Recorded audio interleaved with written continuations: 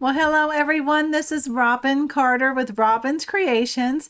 Today is Tuesday, September 23rd of 2025, and I'm going to be sharing my second alternative card using the September paper pumpkin kit named Fall for Toile. So thanks for joining me, everyone. I'm going to give a special shout out to all my subscribers out there, my YouTube subscribers. You guys are the best. And if you're new to my channel, I want to welcome you, and hopefully you will find some inspiration in this video that you would consider subscribing to my YouTube channel. We are only like 2 or 3 away from reaching 5,200 subscribers. So if you can help meet that 5,200 goal, I would appreciate it. And then we'll be on to our 5,300. So don't let just the 3 I need stop you from hitting that subscribe button. Okay, before I begin, I'd like to share the upcoming special or upcoming paper pumpkin kit, so I'll do that when I switch down. Know that there is a new kit coming that it's not a kit, it's a project that is the 12 days of Christmas, kind of an advent calendar type thing coming. And then also in October, Stampin' Up! Is going to be offering some crafting classes with some products. So more information about that will come later. I just like to announce things that I know are coming up. So let me switch to hands down, and then we'll get started with sharing the next quarter of paper pumpkin kits. So here they are right here. Going on now is the subscription period for the October Cozy Christmas Kit. It is going to be a card kit, 3 each of 3 designs. Now, if you follow my channel, know that I always make more than the 9 cards by cutting up the card bases and bringing in some additional card stock to make alternatives. The Stampin' Spot is going to be Pecan Pie. I believe that's a new one for Paper Pumpkin. And then I'll announce these other kits as we get there. But if you are a Paper Pumpkin subscriber now, you can purchase these add-on dies for the next quarter. Now, I have purchased the add-on dies ever since they started that. I'm so thankful they do. It really adds a lot to your kit, and know that you can use them for more than just that quarter. I often reach for those as well, the previous ones. There's a nice tag, and this joy has some stitching, a leaf, a flower. I call this like a sprig type thing. Anyway, if I didn't mention it, the item number is 167855. So you can purchase that with my online store. Here's a link here, and there's also a link to that in my corner there. It's not a link, it's actually just where you can find my shop. Okay, so we're going to get started with our alternatives. Now I'm going to use this brown base. I'm just going to use half of one, and you can create 3 cards with that. So let's get started. Actually, let me put this in here so I don't lose it. This is big envelope was a part of my favorite things, so you guys often hear me mention that throughout all my products I use. They are things that Stampin' Up! Does not sell, but I find very helpful in my crafting. Okay, so like I said, we're going to use this base. I have a third of it left, and so when you cut this into thirds, you're going to want to start at like 175. And then I just cut the other half, what's left here, in half to get my 3 pieces for this. It's a design I kind of lean to a lot of times when I'm stretching my supplies. Okay, so I'm going to use a thick white card base. Now, I really like vanilla with this kit, but Stampin' Up! No longer offers thick vanilla cardstock, and I just don't like how flimsy the regular vanilla is. So that's why I'm sticking with a white card base. Of course, you could always use a colored cardstock if you prefer. Okay, and then we're going to use a piece of early espresso. Now I want to show you a cardstock saving technique if you choose to do this. So this piece is just like a millimeter less than 4 1/4 by 5 1/2. Okay, so I just took like one little stitch off of it just so that it fits on my card base nice and nothing hangs over. Okay, then I took, this is the actual rectangle dies, and I cut out the center because I'm just going to use this as an outside border. Okay, now if you do this, I do recommend you use just some scrap paper of similar thickness and fill that in. Otherwise, your card will kind of sink in a little bit there, and it's kind of obvious that you saved cardstock. So let's go ahead and adhere this to our thick white card base. Always feel to see if one side is just a little bit wider than the other, and that's where your finger will easily pick up the card base. My adhesive of choice is the Tombow multi-purpose liquid glue because it gives me wiggle room to get everything nice and centered. Okay, and then let's just flip this over and put this on our card base.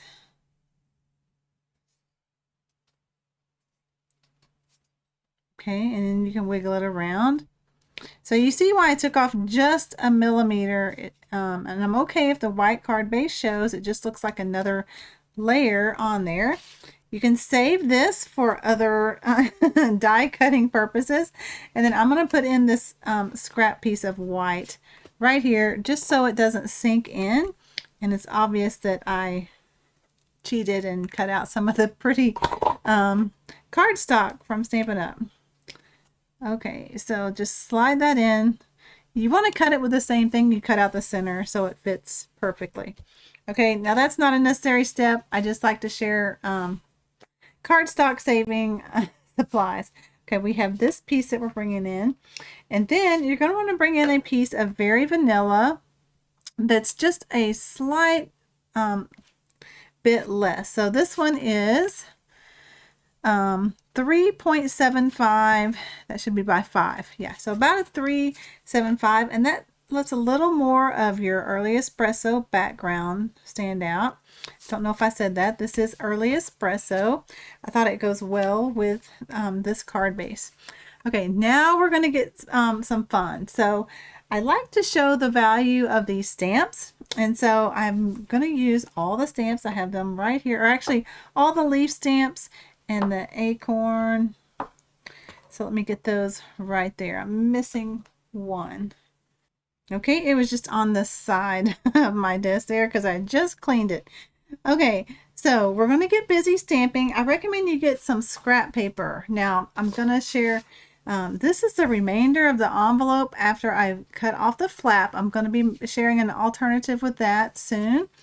And I use that for my scrap paper. Also, it helps to have the Stampin' Pierce mat here. For photopolymer stamps, it allows for good stamping. All right, and then we're going to need 3 colors. We're going to need Early Espresso. Now, if you just have the spots, that is fine. We're going to need Cajun Craze, which was our ink spot in this kit. And then I'm going to bring in the new in color called Darling Duckling and a Mossy Meadow. Now, I think we've had all of these in spots except the Darling Duckling. Now, know that if you just like the spots, you can purchase uninked ink spots and then the refill and kind of make your own little spot right there. I do that because I like to use, when I'm using my Stamparatus, I really like the spots. So we're just going to create a fallish background right here. Okay, and then one more stamp I'm going to bring in is a splatter stamp. Here is the splatter stamp. So I went through my Evernote, although I have to tell you guys, I found UpNote. It's a much cheaper app that works on a PC as well that I use to organize all my supplies. I say organize, it's more like an inventory system where I can find them. And I searched for fall. And well, actually, first I searched for splatter. And the most recent paper pumpkin kit we had was from October. This beautiful kit. I love that bird. But there's a little bitty stamp in here for splatter. So I'm going to put that on this block. I wish I could purchase another A block. I find I use those a lot with these teeny weeny stamps. And I'm just going to use that in Early Espresso as well. So just a very light tap, or otherwise it kind of goes all over the place. All right, so we're just going to build from here on out, and we're going to use Cajun Craze for this stamp. And I like to stamp off a little bit, okay? So then let's grab another leaf. Just kind of creating a fall pattern of leaves and everything. And then you can put some splatter in between. Okay. Hopefully I'm not going to get my inks mixed up. I guess I could kind of leave the stamp on there. All right, so continue with that pattern, and I'm going to work kind of fast. I may jump the video forward for the rest of them, just so you have, oh, I forgot the green one. Don't have to sit here and watch me stamp. If you guys would prefer to watch me, let me know, and that way I'll know in the future if I'm going to be doing this, what to skip and what not to skip. Again, just very random stamping here. Let's do another yellow in here.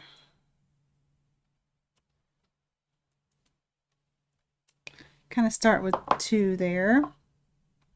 And I need to turn this one because those are both going the same way. Let's come off the page a little bit.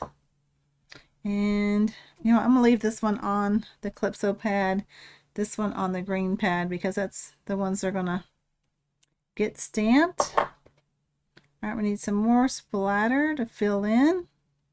Now, if this was your first kit, I can share with you a different way to use splatter. I think we need another acorn in here, and then just keep stamping, turning your leaves and such so that you get a different pattern each time. You can go along and do some, whoops, almost did that one in the wrong one. It wouldn't really matter, right? And some more splatter around. Just kind of filling your card. I'm going to wait on that, and let's do another acorn. There is no really method to my madness. Now, I do want to show you. Okay, say you want, actually, I think that, no, I don't want to use that same leaf again. Say you want some splatter in there. So let's clean this off. I have a partial of a chamois. I cut my chamois into 3 pieces. First I cut it in half, and then I cut the other half in half again. So I had just a little piece here to use. So if you want just a little bit of splatter in there, just ink up like the corner, and then you can get some in that groove, just like over here. I think it needs some. You could also take a marker and just do dots, but I don't think that's as good as actually stamping. So we need some more green around here, and a Calypso Coral. I keep saying Calypso Coral.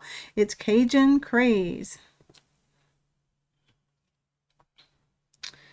All right, what do we need here? Maybe another Cajun Craze in here. All right, so we're just creating a nice fall of leaves. Now, you don't have to go all the way down because this piece is going to cover that. So it looks like we are good. Let me just go ahead and clean these off now that I have that done.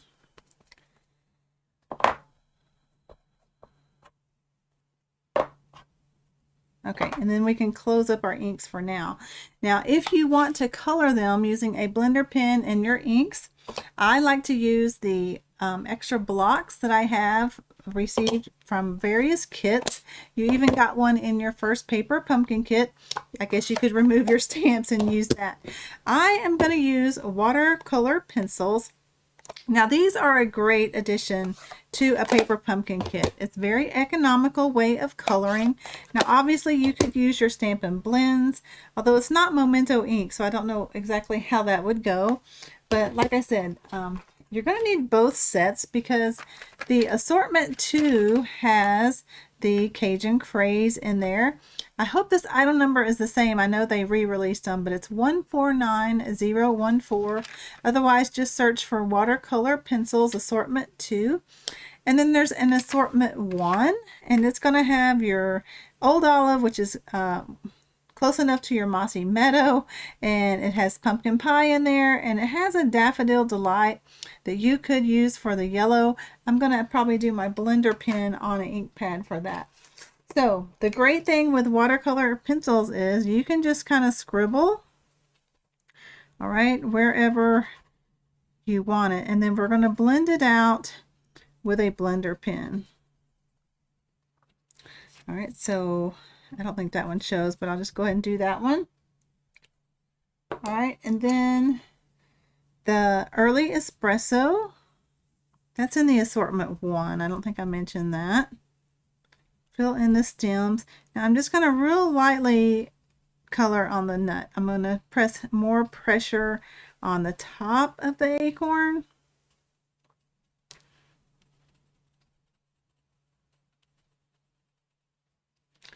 And very lightly here. Could probably just use the leftover that's gone. All right, and then let's see. I need the Old Olive because there's not a Mossy Meadow, but these two are very coordinating colors. So it works just fine.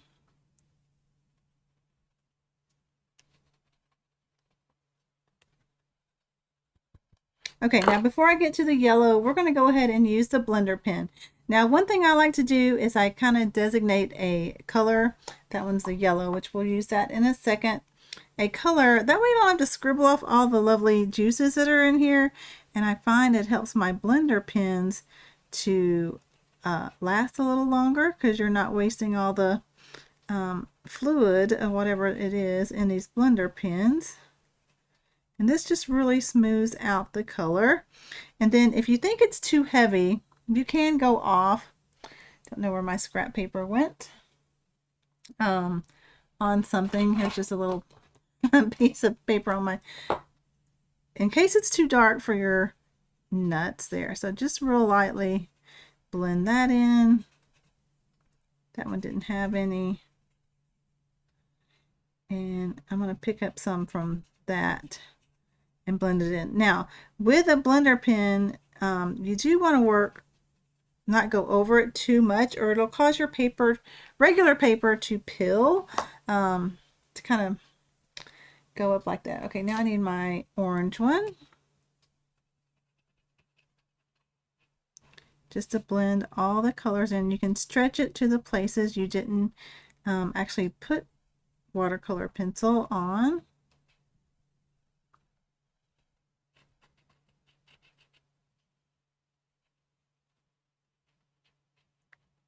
All right, and now we're to, oh, I didn't do the green. Okay, I had to do a new red and green, so I haven't labeled this one yet. I used it a whole lot actually on that October kit that I just showed with the birds, and I think I used all the juices coloring in my birds. And one more up there. Okay, now for the Darling Duckling, I am going to show the technique I use with the block. So you just put a little ink there, and then let me get my yellow end. And you want to pick up a little ink. You can go off if you think it's too strong. And then just come in here and color. And I keep coloring until I lose the color I want. And then I pick up from the amount that I kind of blended off, so I know it's not too heavy, until I run out, and then I do that again. Okay, so there is our fallish background that we're going to use for this card. So easy peasy, and it's funny, I was looking for my scrap paper. It's right there for my stamping. Now we're going to put this on here. Now it's okay that it's a little long. I do like to adhere it like this and then use my scissors to cut so that they are equal pieces. So let's go ahead and adhere this down.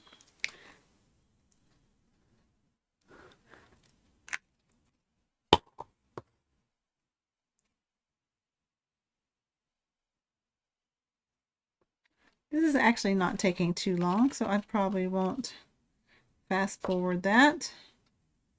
Okay, there we have our piece. I just tap it on my desk to make sure it's all the way at the bottom.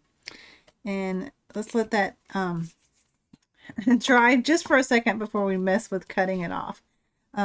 So we have our card base here. We're going to use this. Let's go ahead and stamp our sentiment.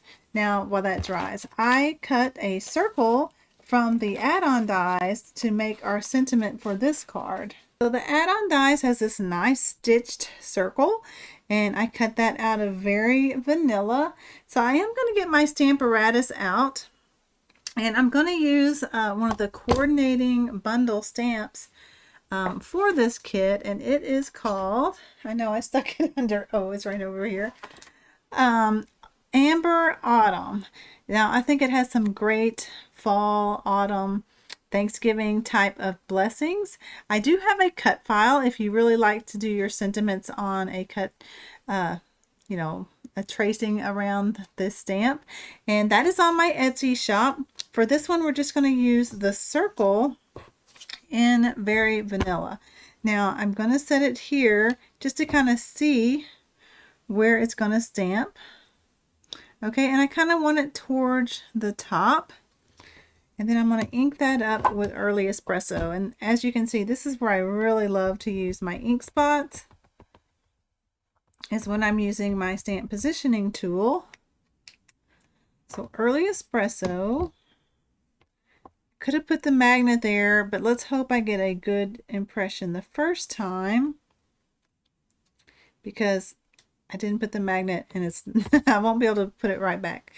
Okay, so there's our Autumn Wishes. So let me clean that off.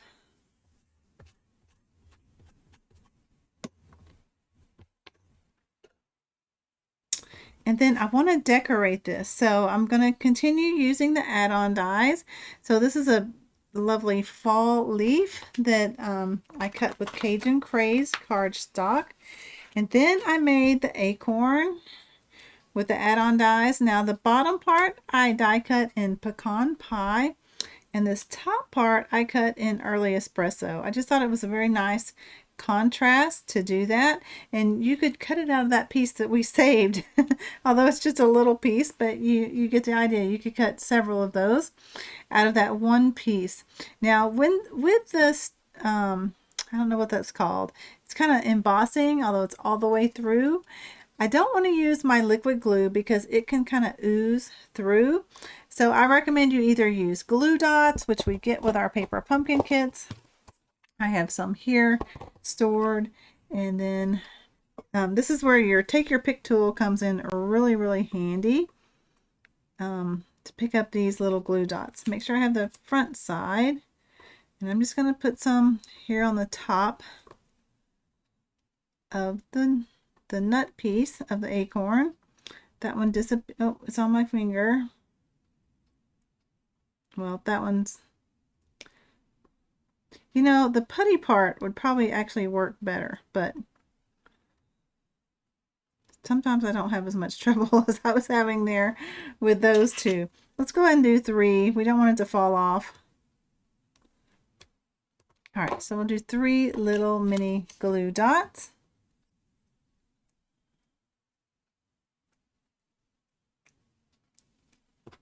And then we can put our acorn top on there. So I thought that was really cute and a nice way to decorate this label. So let's put this on. Just a little bit of glue. And I'm okay that it hangs off. Okay, I like that. And then the leaf. Let's see. This is the back side. Now it has stitching, and I did use the liquid glue. Let's hope that it doesn't ooze through too much. Okay, so while that dries, we're going to go back to our base here, and I'm just going to use my scissors to follow along the very vanilla layer. And that way it's exactly equal. There's no hangover or whatever there. All right, now before we put this on here, I'm going to add ribbon. Now this is a retired ribbon, just a warning.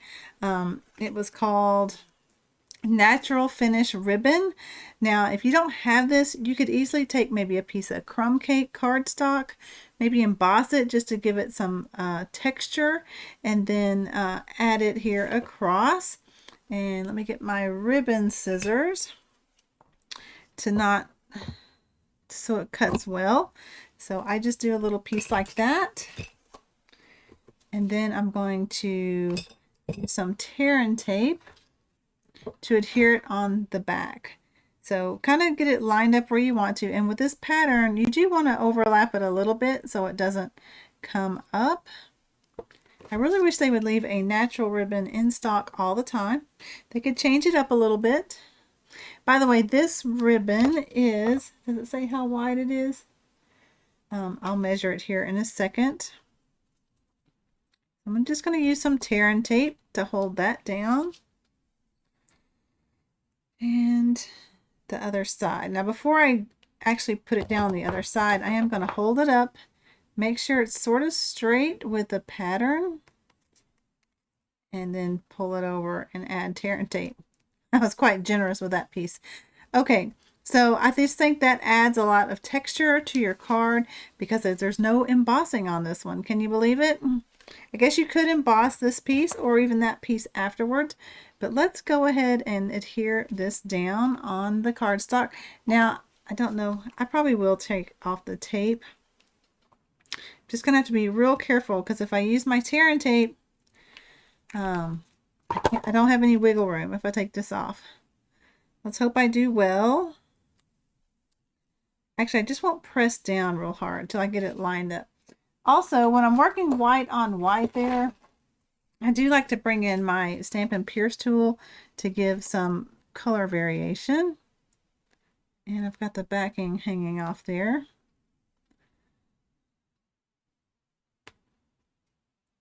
And you know what I see? I see some white at the bottom. So I didn't quite get it all the way to the bottom. So before I glue that down, I've got stuff stuck to my scissors. I want to cut off this very vanilla that I'm seeing underneath, because it really showed up against that early espresso. Trying to be really careful. I could just use my trimmer and cut off like a smidge, but I had my scissors there and I think I did a good job. All right. That looks pretty in the center. So we'll press that down. And I thought that was a cute card and a nice display of all of our stamps. And then we're going to put this autumn wishes up on dimensionals. Now I did do another search for autumn sentiments, and just last year, the September kit, Autumn Abundance, and had this nice Sending Autumn Wishes Your Way. So if you're just a Paper Pumpkin subscriber and don't want to purchase any additional stamps, always look through your stash and you may have some sentiments for fall. Oops. That one wasn't cut in half. So I do cut my larger dimensionals in half. And notice I'm going just outside the ribbon because I don't want my sentiment to kind of lift up the ribbon as we go. So let's take off the backing and put this down.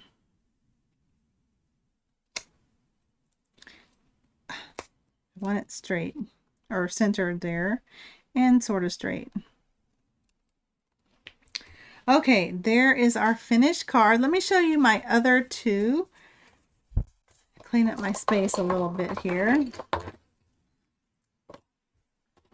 That one is trash. So the first one I did using white. And then I did a splatter technique and it didn't turn out too well. I think I did it too much. So you just take your watercolor pencil. Where's my scrap paper? And you'll pick up some ink. Let's see, let's just do, well, I don't know if the yellow will show, but we can do the yellow. Okay. And then you take the lid and you just flick it like that. And of course, it's on there. I should have showed you in brown. Okay, I'll show you. Let me clean this off because that doesn't show up too well. I can see it. It's very faint. So I'm just wiping the end of my watercolor painter, squeezing some water. And then let's do the early espresso. That's how you do your spot. So pick up some from it, make it pretty watery. And then you can flick like that to get splatter. Okay, just know you may want to do that before you stamp your leaves because it will, your leaves and your acorn. So I do like that splatter there. Like I said, I think I just got a little over ambitious here on the white one, but I really liked how the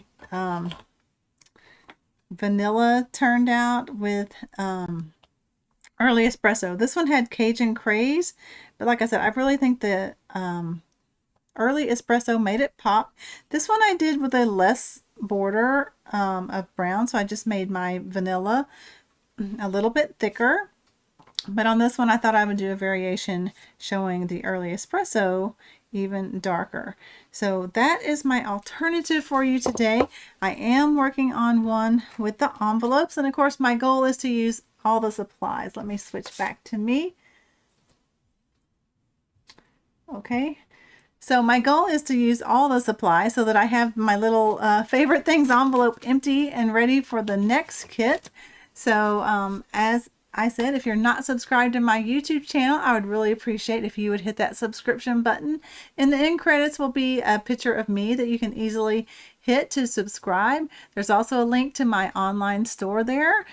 Just go down where there's like a little catalog, and then of course the best compliment you can give me is a thumbs up to this video.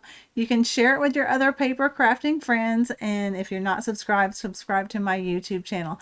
I do like to read all comments, so I like to also kind of see where you're watching from. Share maybe city, state, something like that. And until my next video, I hope you all have a blessed day. I hope you enjoyed this alternative. Thank you so much for watching me today. Bye-bye.